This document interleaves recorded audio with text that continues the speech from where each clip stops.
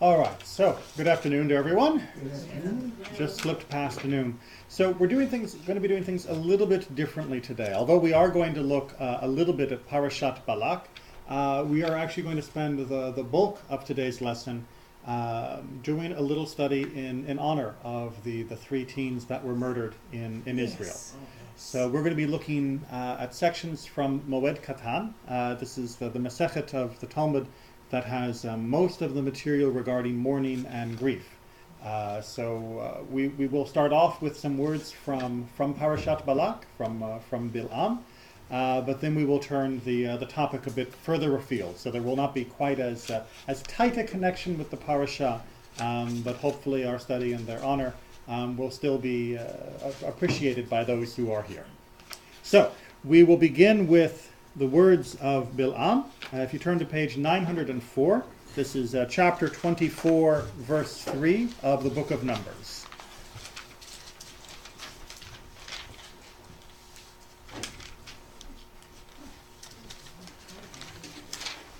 What's that? I didn't realize that it was this poetic. Well, one of the things, make sure that everyone can hear, Harry said, I didn't realize it was in poetic form. One of the things that's difficult sometimes in Torah is that, except for a few very notable exceptions, most of the Torah is just written with block paragraph columns and justified columns at that. So it's often lacking the clues that we look for in English writing to differentiate between prose and poetry by the format, which means it is up to the reader, the interpreter, or in this case translator, to try and say, you know what, this reads poetically, and therefore when putting it into English, putting it in a poetic form, or something reads more prosaically, and then putting it in prosaic form. But really all of the Torah is poetic in its beauty. Yes. Just some things sound a little bit more like what we're used to as verse. And that's why the translator put this into verse form. All right, so we're on page 904, chapter 24, verse 3. And we're going to start with the part that in our book is set aside as a poem, with the word of Balaam. Can we get a volunteer? Sure. Please. Taking up his theme, he said, "Word of Balaam, son of Beor, word of the man whose eye is true, word of him who hears God's speech, who beholds visions from the Almighty, prostrate, but with eyes unveiled." All right, that's the introductory phrase. Right. So who is this Who guy? is this? Who is Balaam, and what is he trying to do?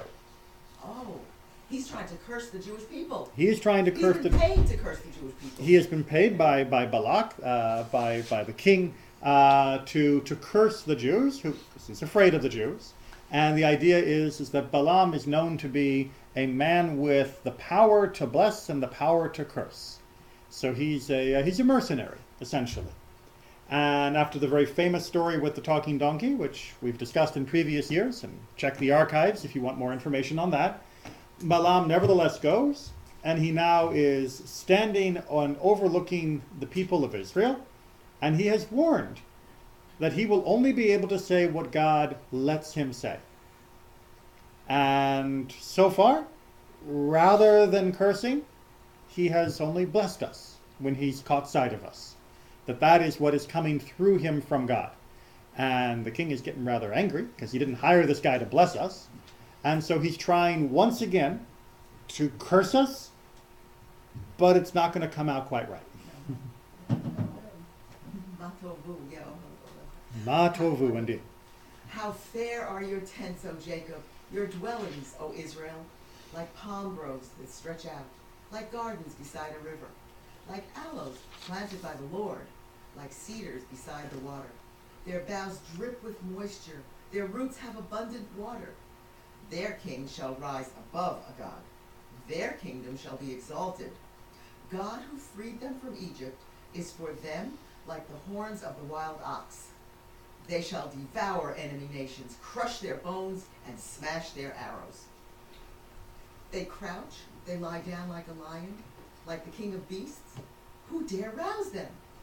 Blessed are they who bless you, accursed they who curse you. Not what Balak was looking for. And yet the poetic imagery, I hope, is seen as very true and very apt to this day. That Israel may at times lie like a lion, but just because the lion's lying down doesn't mean you go and poke the lion. It doesn't mean you go and pull the tail, because once roused, how will you deal with this beast? But it leaves with a final sentence, and what should be the final word for any that have relations and dealings and interactions with our people. Blessed are those who bless us, and accursed are those who curse us. Those who seek to curse us, those who seek to curse any of God's children, will find that their curses will come back on them. And those who seek blessing among all of the children of God will find that we are capable of achieving blessings together that are only hitherto hinted at in the words of our prophets. I was actually taught that by a friend who's an evangelical Christian. I had never actually noticed that before. Blessed are those who bless you, cursed are those who... She said, no, God said that. And we believe that. That's why we want to give you. Please, we collected this money for Israel, but we're afraid as Christians they might not want to accept it from us. Please, they said to David, here, take this, write it from your synagogue, because God will bless those who bless you and curse those who curse you. And I'm looking at her saying, oh yeah, have you read history? Well, have you read history? Those who have tried to curse us have definitely throughout past done great damage, Yes. but it has always been temporary. Well, that is true. And those who have brought the Jews into their countries with blessing, those who have made the Jews part of their communities, and who have welcomed us with open arms and have welcomed the gifts that we bring of our community, of our intellect, of our people, have benefited greatly from it. I must tell you, because this reminds me, when my mother was in an assisted living, the staff were very nice. They were very nice people. And I said, you know, she's not good enough. She's not capable. If I bring her to my house for a Seder, it's going to be awful. They said, we will do a Seder here. And the chef got online with his friends to find out how you do a Seder, create his own horseradish. And one of the women, the waitresses, came to me and said, I would be honored if you would let me wait on the Seder. I said, why? She said, I'm from the Philippines, and I used to hate the Jewish people. I didn't think there was anything good about them. But I married a man who's a devout Christian, and he said, having me read the Bible.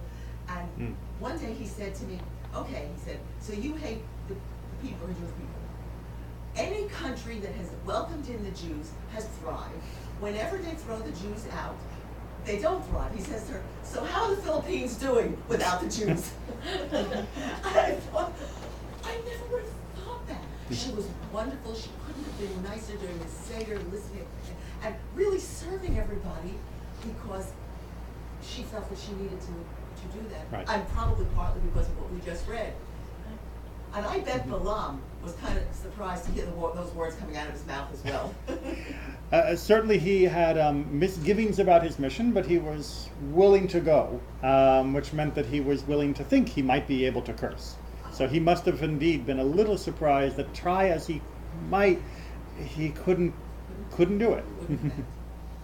Well, I was going to say, I've heard people, evangelical ministers use that term. Yes. But as far as sending money, they'll send it directly. Now they will, but this was years ago. Oh, years ago. This was years ago during the first or second Intifada, and they were afraid Israel would not be willing to do that. That was way back then. You know, they recognized when I it. heard this, I thought of Helen Thomas. Oh, right. For years, she's been very anti-Semitic. Come back where you came. And like someone said, can't we do something with her?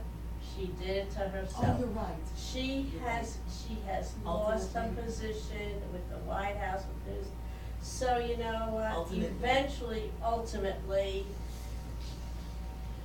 Well, She hung herself. unfortunately, the wheels of justice often take too long, as we saw Yes. from the tragic events of the last 3 weeks.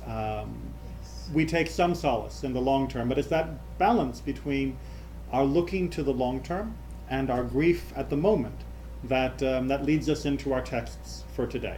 Because although we will certainly take pride in our history, and we will take strength from the future that we know will be, at the moment we are in grief. At the moment we are in mourning. So if you could lead us in our first text from the handout. Is this a rabbi? When Yes. Balak's soul came to rest, then Isaac ben Elazar commenced with these words: This day is as hard for Israel as the day on which the sun set at noon, as it is written. And it shall come to pass in that day that I will cause the sun to set at noon and darken the earth on a clear day and turn our feasts into mourning and your songs into lamentation as the mourning for an only child. So as the prophet Amos said, and then was being quoted at the loss of Rav Padat, the loss of any of us is a great and deep tragedy. But the poet Amos uses the imagery of losing a child as being the most acute form of loss that a person can feel. And certainly as a nation, that is the loss that we are feeling at the moment as well. But what do we do when someone is in mourning? Said Rav Yochanan, the comforters are not permitted to say a word until the bereaved commences. So they sat down with him on the ground, and none said a word to him, for they saw that his grief was very great. After this, Job opened his mouth, and then Eliphaz the Temanite answered. So for those of you that have read through the book of Job, after Job has gone through all of his suffering, after the loss of his good fortune, his wife, his children, and ultimately his own health, he sits and he is in mourning and grief on the ground. And his friends, rabbis have a lot to say about their friends, but they show up. But at least they also understand that you just sit with the person in grief. You don't have to say something to them until they have opened for you. And indeed, this is still the tradition to this day when it comes to visiting a house of Shiva. We go in and we sit with those that grieve. And if they want to talk, we respond and we engage them in conversation, we share stories, we share their grief. But if they simply want to sit, we don't draw them out. Remember, during grief, I know we have a fixation with getting over it in our modern culture, but during the days of Shiva, just a week after someone has lost a loved one, is not the time to be distracting them. It's not the time to be beguiling them with tales of something that is amusing so that they will not feel so sad. Allow them to be in grief, allow them to share that grief, and then respond in kind. And if all they need is you to be there, and they don't feel like talking, you didn't do anything wrong. And you haven't failed in your mission of bringing comfort to those that mourn. Just sitting with those that mourn is enough. It's sad that so many of us don't know. We always say, oh, I don't know what to say, so I'm not going to go. Well, don't say anything. Keep your mouth shut and just go sit. Just go there and be there. And on the opposite side, I have heard people say, oh, people just go, they just go to eat and they're busy chatting. And when my mother died, I was devastated. In fact, the next day when the sun came up, I was surprised the world was still continuing, the way I felt. And people did come to the house, a lot of them did. And they ate and chatted amongst themselves about, I don't know, baseball, whatever the heck was going on. And sitting there in the middle of that, I realized the world would go on. And actually, in a way, that was not a bad thing. That was a comforting. They didn't make me talk, good, because I couldn't have. Nobody else. But just having them there, Right. seeing that life was continuing, was not a bad thing. You hear people complain about how they make a house of Shiva almost like a party. It's not, but it shows you that normal life continues. Other people can get on, and gives you the sense that maybe someday, I don't know, for a long time, things may continue again. So it's not the worst thing, but I know what you're saying. Sitting quietly is also very important. It is definitely not the worst thing. And I'm glad that you mentioned the issue of making the Shiva like a party. Right. There is a great deal of misunderstanding and of misaction that we are still dealing with. So you're right. Many people, when someone comes into their house, feel an obligation to host them. Right? If someone comes into my house, I'm going to offer them something to drink. I'm going to offer them something to eat. Where I want to talk with them, make them feel comfortable and happy for being there. That's part of being a host. That's a mitzvah. But when you're in mourning, that's not your job. When you're in mourning, that's not your job, and yet many people still feel an obligation to get out the cookies, to get out the coffee, to order from someone to deliver a platter of whatnot and this. Because what will people do? They'll come and there'll be nothing, and then it'll be sad, which is exactly what it's meant to be. And in fact, the idea that there should be food in a house of Shiva is designed to make sure there is food for the mourner, not for those who are coming to the house of Shiva. That it is considered to be very, very inappropriate for a mourner to have to feed him or herself. the mourners' food should be provided by the community, so that they don't not have to bother themselves with getting up and cooking something for themselves and preparing things, or ignoring the impulse to eat at all, as many who are in grief do. The community is there to feed them in more ways than one. But unfortunately, when people bring food, they put it out. When it gets put out, it gets eaten. When it gets eaten, as you say, we talk, we kibitz, we laugh, we joke, and the atmosphere can sometimes subtly shift. And that's not such a bad thing when it happens organically, but when the person who is in mourning feels an obligation to throw a party 7 nights running, they go, ugh, I can't handle it, I don't want it, and unfortunately many people elect to have a much shorter Shiva than is traditionally asked for, and therefore do not receive the benefit from Shiva that they should. Is it true that you cannot take anything from the Shiva house? For example, when there is an overabundance, as there usually is in a situation, of food and platters, and the rule is, I was told, that nobody coming can take anything away. It seems a sin and a shame because it's all going to get thrown into garbage. Is it true that you may not take anything from the Shiva house? If the choice is between the garbage and finding another place for it, then yes, finding another place is appropriate. Finding another place, meaning people stuffing their pockets full of cookies, is not the appropriate response. It's fine if we move them out.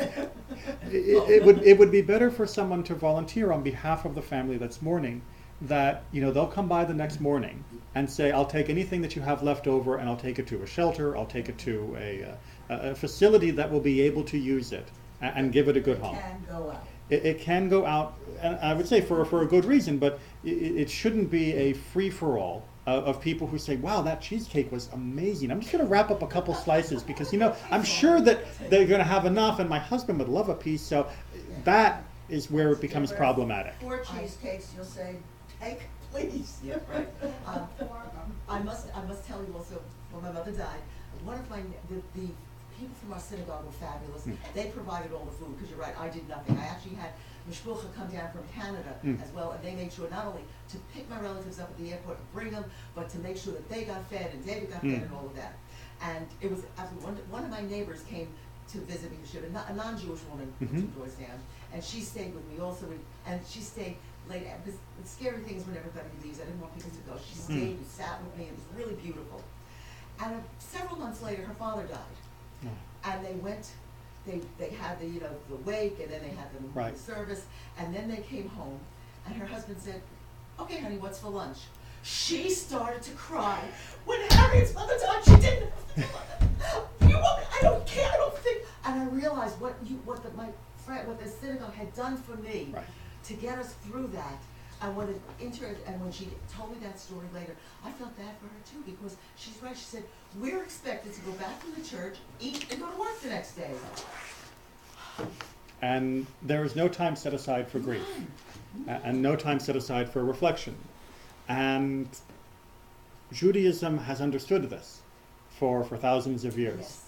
That even when in the so-called old days when life was cheap, that is to say you could die from an infection any day, you could drop dead from being kicked by a mule, and your children would die before 30 days or before they were 5 with startling regularity.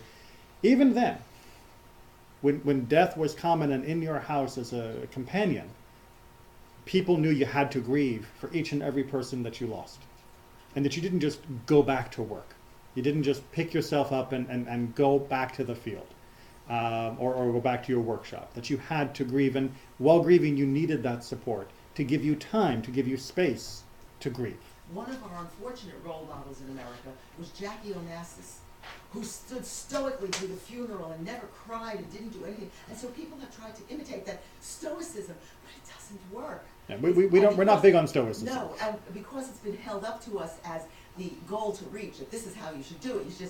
It's so difficult. I think Judaism is brilliant in this, because in no way do you feel like doing that, and she must have suffered terribly watching it slowly go by while the cameras are on her, and she can't let a tear roll down her face, and she's got to get all pitched and dressed up also for it.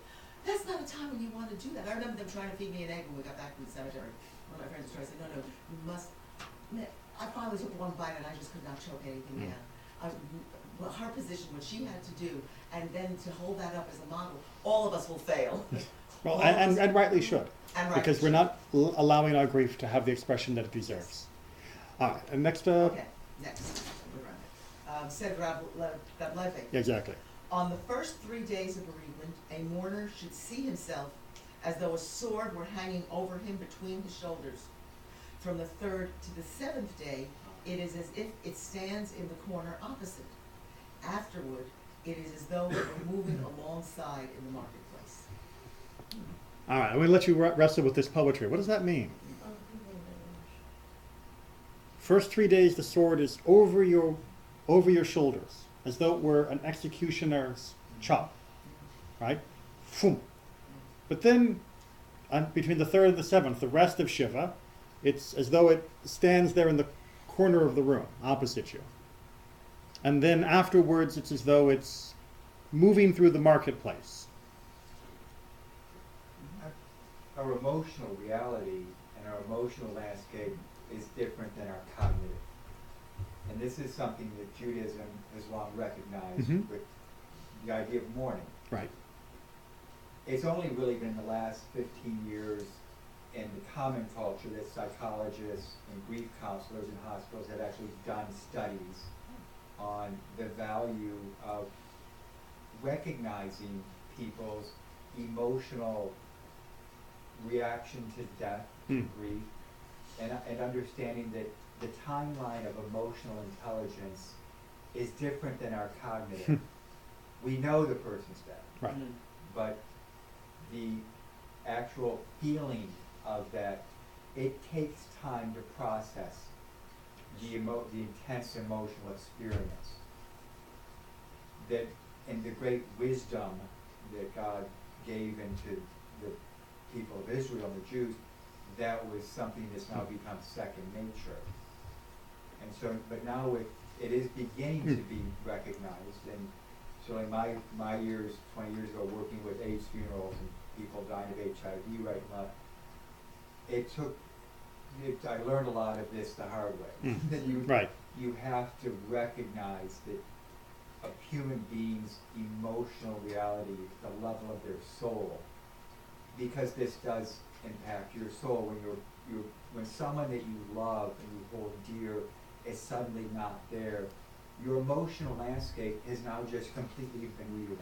Right. In ways that defy logic. And precisely because our emotions, our feelings are, by definition, not subject to logic.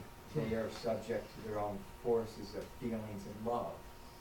And certainly, love is what sustains us. Just a smile, a hello, a voice, the tenor and timbre of a loved one's voice. And we don't recognize that until suddenly it's not there. Right. And it can even be, several days before it begins to hit, which is why the full length of the Shiva, the full length of recognizing, it's important to recognize you have to give space for the emotional development. Right. And the emotional reaction, because if you don't, you're really not recognizing the humanness of these souls that are involved. So this notion of a sword being over our own shoulders, I think is the way the rabbis are trying to make us feel, or at least acknowledge that we will feel, that when we have lost someone that is dear to us, we will feel like we are next. I'm just going to follow that person into the grave. I mean, take me now if you've taken them. Because what's the point? I might as well be the next one on the block. That you have killed me by killing them, God. So you might as well finish the act physically.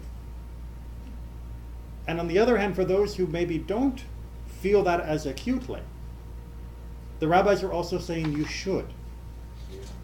That it's very easy to try and armor yourself and protect yourself and say, oh well, it was they had a long illness and they're in a better place now, and all things that are very true. But if you use that rational side of your mind to prevent yourself from feeling the pain of the loss of a person, even if the loss in some logical sense is better for that person, then you're not allowing yourself to feel the swing of the sword. Yeah. You're not allowing yourself to feel the pain of that actual death as a personal pain, as a personal loss, as though part of you has been slain. But if you keep that emotion only, if you are in mourning perpetually, if you never begin to feel yourself distant from that most acute and sharp grief, then that's also problematic, says Judaism. That there are stages. You have to see the sword first as swinging towards you, and then you see it in the corner, which is still awfully close, much closer than any of us want to be to the sword of death. But I'm beginning to distance myself from it. It's not part of something hanging over me constantly. And then once it's in the market, well, it's in the market, yes, I know death is there. I know death exists. I know death could come for me, but it's in the market. It could be going for someone else. It's now that death is becoming it's a part of my landscape, but it's not an intimate threat. It's not an intimate feeling of looming grief at this very moment. And that takes time. And if you skip it, if you just jump to, oh yeah, well, death happens, you're missing out on part of the process of mourning and grief that our ancestors understood so well. Does that make some sense? Yes. All right, onward. There's more for our sages to tell us. He who goes forth with the bier with an already torn garment, lo, he steals from the dead and the living the honor owing to them. All right, so one of our most ancient forms of grieving is kriya, is the tearing of our clothes. Nowadays, most people choose to do this with a ribbon or a cloth attached to their clothing, mainly because many of our clothing nowadays don't tear so easily, thanks to modern fabric techniques. Kriya? Kriya, tearing, literally tearing. For parents, we tear on the left-hand side over the heart. For others that we grieve for, we tear on the right-hand side. About children. What's that? Right-hand side. Only for parents on the left. If you go forth with an already torn garment, it's like, well, I tore this one for my last brother. So I'll just use it again. I'll put that same shirt back on, or cloak. Exactly. You don't want to waste another shirt. Then, what's that? God. Well, really? I mean, but for someone who has experienced a lot of death, maybe they've buried 2 of their children. Remember, we're thinking of the ancient world here, where death was constant in most houses. You've buried 2 children, you had a brother who died, your sister-in-law passed, and it's... Why should I ruin another cloak? Why should I ruin another outfit? He's using the word ruin, and right. Maybe that's the wrong word to use. Exactly right, but it's the mentality. So why is it the wrong word? Because, well, the garment may not be usable again to wear out. Well, it can be repaired. Yeah, but should you repair That is allowed, it? yes. I don't know if you should sew this thing back up and wear it again, I did think not it the was- honor. Actually, for most people, that was not a option. You had to, And because the that was clothes all that you we're living- owned. Now clothes are so accessible, Yes. I mean, maybe Yes, that's the difference. Our fast food Also- wardrobes do make a very different atmosphere for this, although it is even more surprising than that people choose only a ribbon when you can buy a new shirt for $5. It's not like it's the one and only suit you own. It's not like the one and only shirt you own, and it's not as though you couldn't replace this. But for our ancestors who only had one garment usually, you would tear it and then you would repair it. And then you would tear it anew for a new loss, and then you would repair it and tear it over and over and over again. So why not just leave it torn? Right? If you're going to tear it again anyway, why not just leave it torn? The healing for you, When you sew it up, maybe it's a sign of healing that you. and the grief for the new loss. If we turn just for a moment to our most recent loss as a nation for the 3 young men in Israel, young people in Israel get killed all the time, right? I mean, we lose soldiers with less regularity now than it used to be, but these are not the first 3 Jewish men to be killed. It's not the first victims of terror. Well, why should I tear anew for this? Why can't I just say, it's bad, it's terrible, yada, yada, yada, and move on? You don't want to be hard-hearted about the grieving and the love. It's because if the love is equal, our grief should be equal. But it's not, well, maybe what it is Mhm. the loss of one person is a tragedy, the loss of 6 million is a number, a statistic. They made us know these boys. Yes, there are Israeli soldiers killed. Oh, we love those Israeli soldiers, but I don't know them and I don't have names for them. But here we had names and pictures and we were praying them. So it's, that's one of the differences. Is it almost seems personal, like we have lost it rather Right. than, okay, 6 Israeli soldiers were bombed in a. Which is why I think more people are responding Yes. more deeply to this loss than many of the others. But I think what our sages are trying to tell us is that we should respond to every loss in the same way. But then you'd be mourning constantly, and they don't want us to do that either. We don't necessarily need to sit Shiva for every single person that dies that we care about. There is a limit to the sphere for which we mourn most acutely. But the notion here is to remind us that every tragedy is a tragedy, that every loss of life is a loss of a person. It's not merely another tally in the how many of ours were killed, how many of theirs were killed columns, but that these were individuals whose lives were taken, and that should be mourned. And I hope all of you have received information. There is a memorial service tonight at the Academy room, at the multipurpose room, at 7 o'clock. So if you're able to attend, please do so and come together as a community. And remind ourselves that whether we can attend every ceremony for every loss that our community has, that we should at least recognize that every loss is deserving of grief and of mourning. All right, you keep on that same paragraph?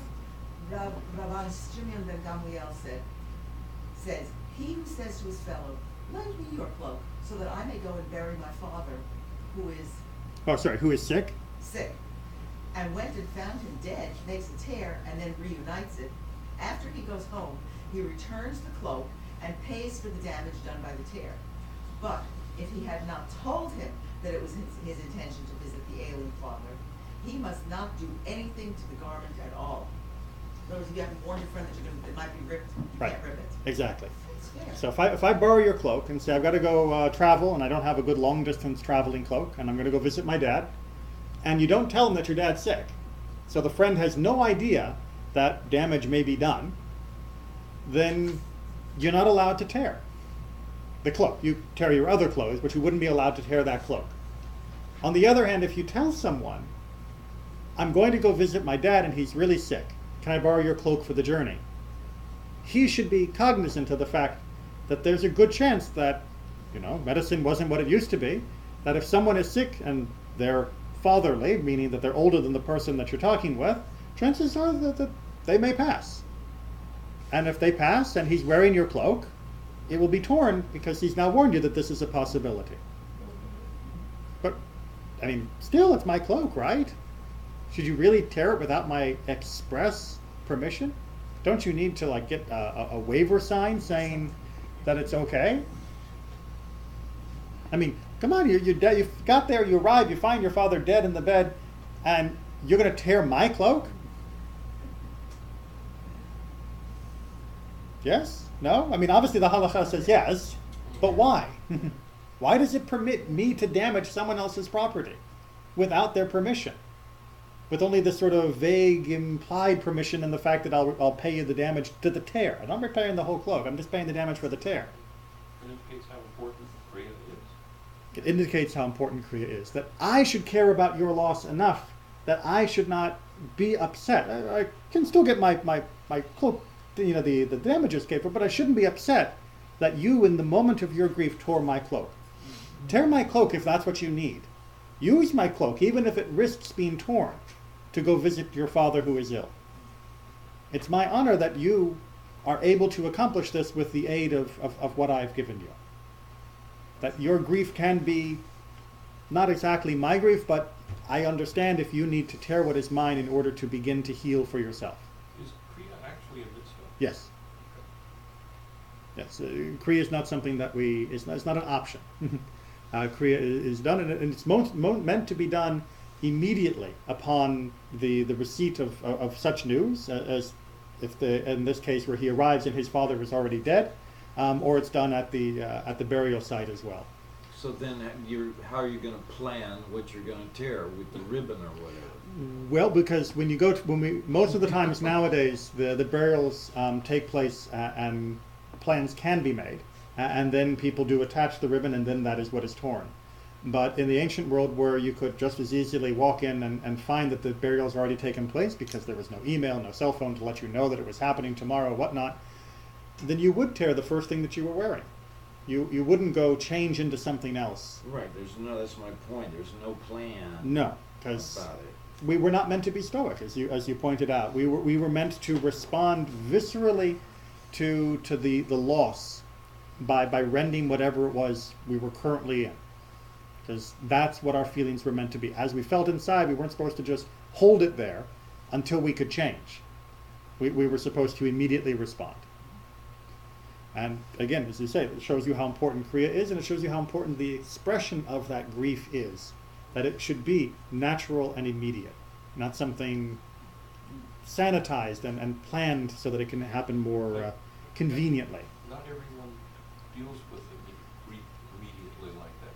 Not everyone runs around screaming and crying and tearing clothes. So it was put in place, Yes. I think, so that specifically you would do that act, so you would acknowledge the grief, whether you felt it or not. Correct. The actual grief and the act, it's not necessarily like this. That what our sages have tried to do with most of our morning practices is to make sure that it does that. That our grief is supposed to cause us to act in certain ways, but even if we're not feeling the grief as acutely as some standard suggests we might, we act nevertheless, and that will often allow the grief to then come forth, to then be expressed and be felt. And I know it may seem counterproductive for a faith that provides so much comfort for so many, but much of what Judaism designs for us to do, from the cemetery and during Shiva in particular, is designed to make us feel miserable, to make us sad, just in case we're trying to avoid it, just in case we are not allowing ourselves to feel it. Sitting on the floor or on hard benches, not taking good care of ourselves physically, not going out and socializing, limiting our access to various pleasures and joys. That's meant to make us feel uncomfortable. Not just, you don't have to say to do that just because you feel sad. You do that so that you will let yourself feel sad. So that you don't just say, it's done. Shed a tear. Allow yourself to cry. It doesn't have to be running around wailing, tearing your clothes, yanking out your hair, throwing sackcloth and ash, but it does have to come out. I was trying to say earlier, it takes time for the new emotional reality to set in. Right, and it comes out, and then once it's out, the community then helps you to provide structure and comfort, and to come back to where you need to be for living forward. And one of the things that I found very helpful was showing up in shul twice a day, because that's what we had, for the mourner's cottage. Mm-hmm. And it was amazing. In fact, at one point I was so upset, one woman said to me in the middle of the day, she said, Harry, you're so upset, I think you need a support group. I have a support group, morning and night, and we recognize each other, because those of us who were mourning stand up to say the mourner's cottage, and by the time first time you think it's a yortzeit, second time and Right. then you go over and talk and comfort and hug Right. each other, and it's permissible. Of course, it's clearly encouraged, Right. because it helps you express it. So what you're saying, then you can move along, even though you don't think you're ever going to move Even though along. you don't think No. you're right, that's right. So I think when we first enter that stage of grief, it's a whole new emotional aspect.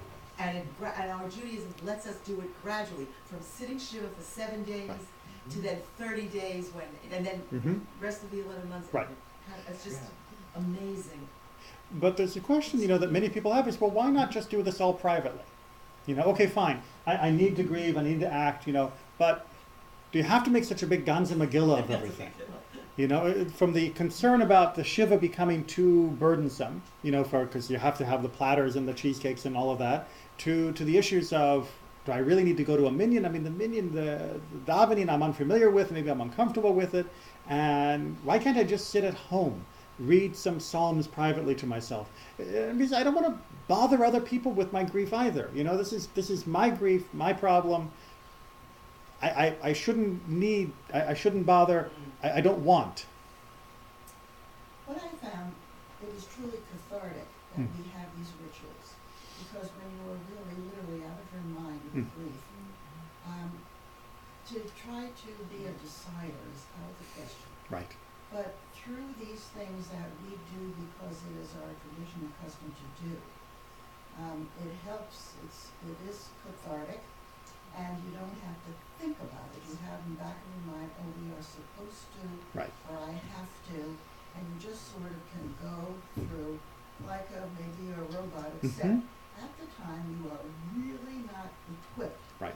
to make decisions and say it should be this way or that way. So it's very comforting to know it has been written in stone. Right. When you don't know what to do, it really helps. So I am out of work right now, thank you, and let it happen. Right. And it was very helpful. Right. You don't have to make the decision of, do I go back to work, do I not go back to work? No. Nope. I'm not thinking straight, I'm home.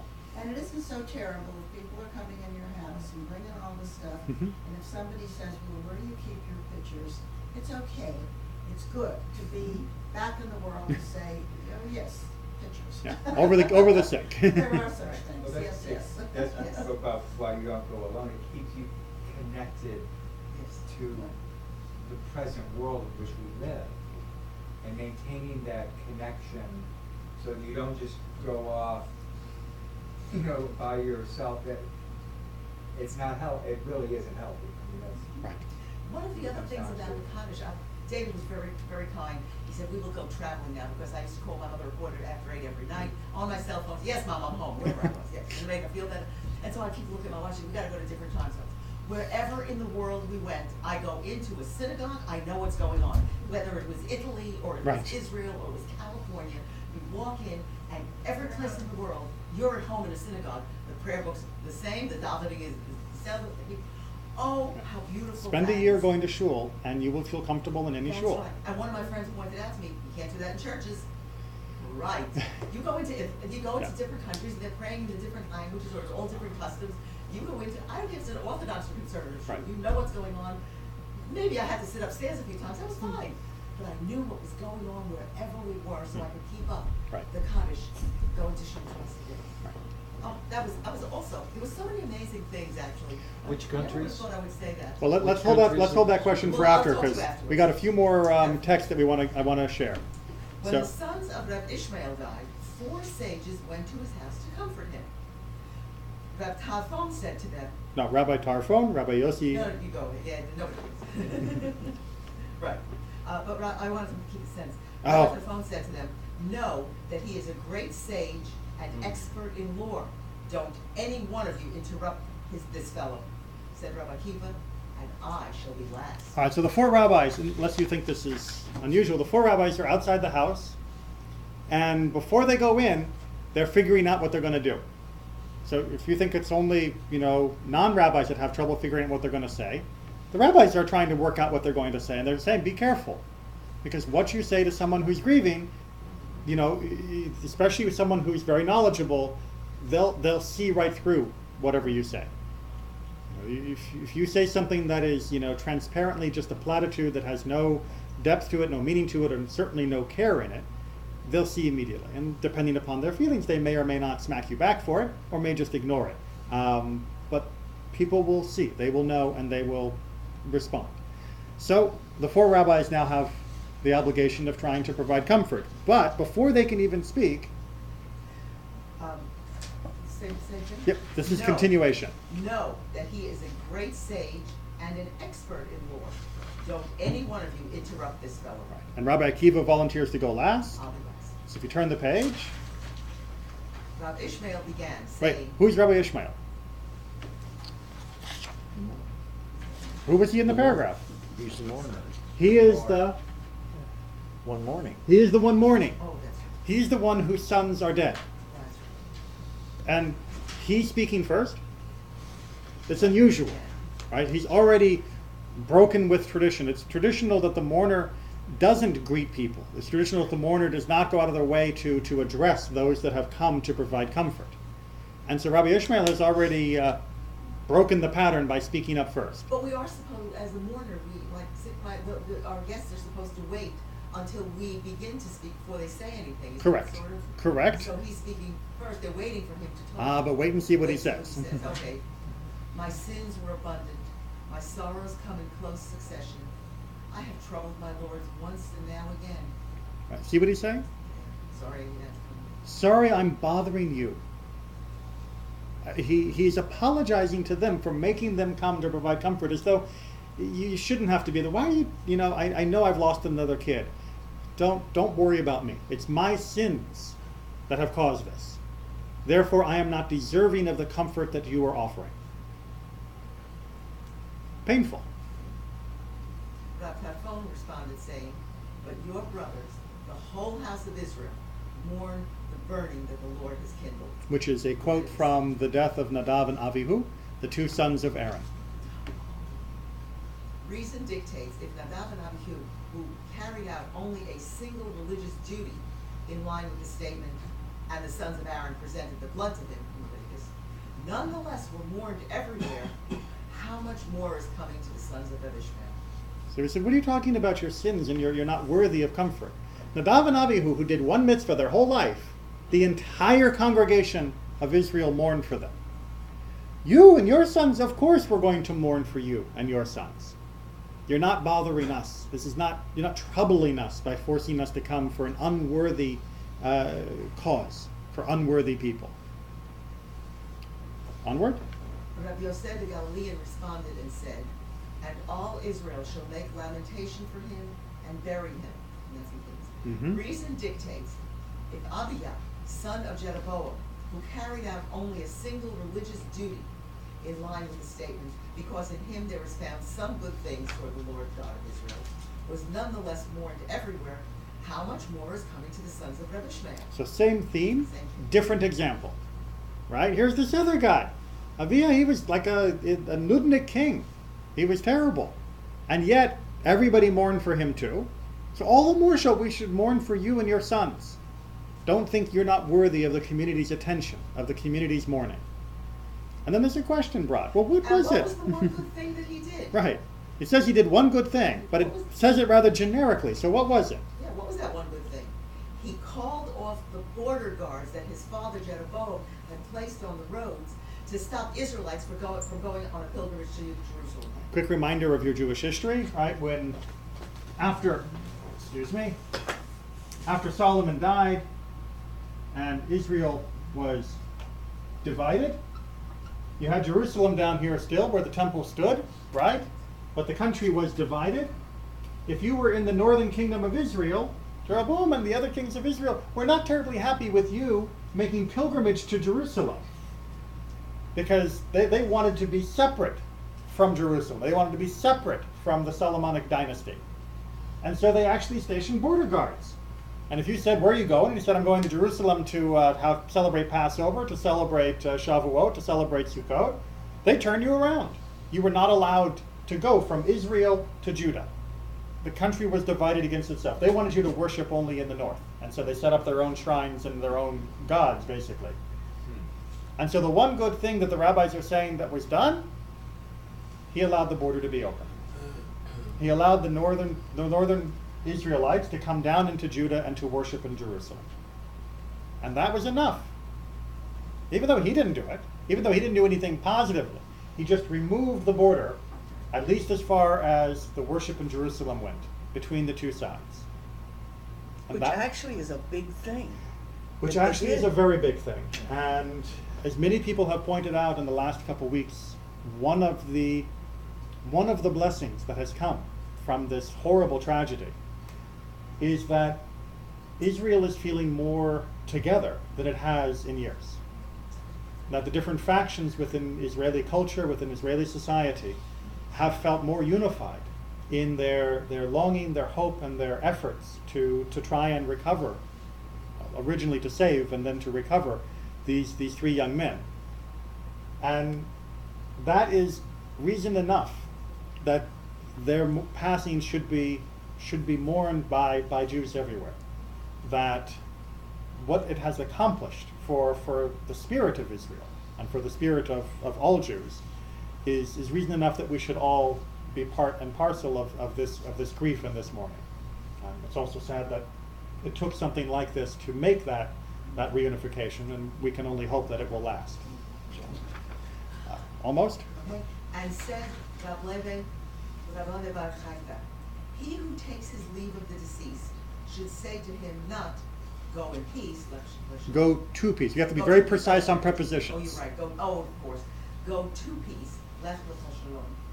Shalom. But go in peace. Lech b'shalom. Okay, so you may have noticed that if you got emails from me, that I usually will sign off my emails with l'shalom. And you may have also seen occasionally people will use the phrase b'shalom. Well, if they've read Moed Katan, if they've read this section of Talmud, they'll know that there's a difference between those two prepositions. Saying to someone, go to peace, and go in peace, may sound almost like the same thing in English. But the preposition in Hebrew makes a major difference according to the way our traditional texts have been written. So let's hear some examples of which is what we should say. We just heard that if you're talking to someone who is gone, someone who has passed, you would say, lech b'shalom. Go in peace would be a literal translation. But on the other hand, if someone's alive, Okay. He who takes his leave from a friend should say to him not, go in peace, but go to peace. But you shall go to your fathers in peace. You shall be buried. all right, so from Genesis, when God is talking to Abraham before he dies, he says to Abraham, you will go to your fathers b'shalom, in peace, and you will be buried. The in peace, the b'shalom phrase, is the phrase that denotes that this is going to be a final resting place journey, not just a I'll see you next week. So lech b'shalom, following the prepositional choice that God used when telling Abraham about his impending death, is the preposition that we use when we are taking leave from someone who has passed. On the other hand, next paragraph, he who takes his leave from a friend should say to him not, go in peace, but go to peace. The way David said to Absalom, go in peace. And he went and got hung. But Jethro said to Moses, go to peace, and he went and succeeded. Right? So when David says to Absalom, lech b'shalom, what happened to Absalom? He died. Right? He got caught by his hair from the tree, and they threw spears into his body, like a piñata. It was horrid. So apparently, lech b'shalom is the kiss of death. Whereas lech lishalom is the way you properly express a parting from someone that will give them blessing. How are we doing so far? All right, so now you know why I sign off lishalom rather than b'shalom. Although I know in English, go in peace is the standard phrase, and if you literally translate that into Hebrew, it's b'shalom, but it's a linguistic faux pas. Right? It's a literal translation that if you haven't read this last section of Moed Katan, you wouldn't realize the connotation within Hebrew idiom. So if you say goodbye to someone in Israel and you say lech b'shalom, it's like you're basically giving them the kiss of death. And they're like, whoa, hey, I thought we were friends. Really? Yeah. Seriously? Yeah. If they are I don't know whether the younger generations, it's one of those things where, ooh. But they might kind of cut you some slack if they know that you're not really fluent. Yeah. If they know that you're just, translating from another language, I'm sure that it would be perfectly fine. But if you're speaking fluently otherwise, and you say lech b'shalom, right. Generally it's kind of like, whoa. Right. That's kind of a sharp way of putting it. Because the English, go to peace, nobody ever says that No. in the English. Well, you know what? Languages are different. Who says go to peace? We don't. We don't. But in Hebrew, that's the preposition you would use to someone who was alive that you were hoping would still be alive the next time you saw them. It sounds bad to tell It's- anybody to go anywhere. It's kind of not nice. Well, let's see where we should be going with our final paragraph. And said Rableve, whoever leaves the synagogue and goes to the house of study, or who goes from the house of study to the synagogue, gains such merit as being able to receive the face of the presence of God. They go from strength to strength. Every one of them appears before God in Zion. So you probably all have heard that phrase, go from strength to strength. It's become one of the standard platitudinal phrases. It comes from the Psalms, and our sages interpret that from going from strength to strength from going from study to synagogue, from synagogue to study, to go from one Jewish activity to another Jewish activity, go from a mitzvah to a mitzvah. That's how we continue from strength to strength. Is that Yasher Koach? Yasher Koach has a similar implication, exactly. But the phrase go from strength to strength is a more direct quote from the Psalms. But that's the intention within rabbinic Judaism, is that when we say go from strength to strength, what is our strength? Our strength are the mitzvot. So that when we finish from here, we should be aiming to engage in another mitzvah. And when we finish with that, we should be engaged with another mitzvah. And we should use that as our guiding light. It's very important that as we continue with our grief and our mourning, as I said, tonight we have the memorial service at the Jewish Academy, which is right next door to the JCC if you're not familiar. So you just next driveway in, you're set. That we recognize that what we are doing in honoring them should be to continue in strength from strength. That we go from their memorial to another mitzvah. That we continue to act positively and we continue to act boldly in the interests of securing our people, of protecting all that we hold dear, and ultimately, God willing, through the gift of redemption, bringing peace to the world. Be well.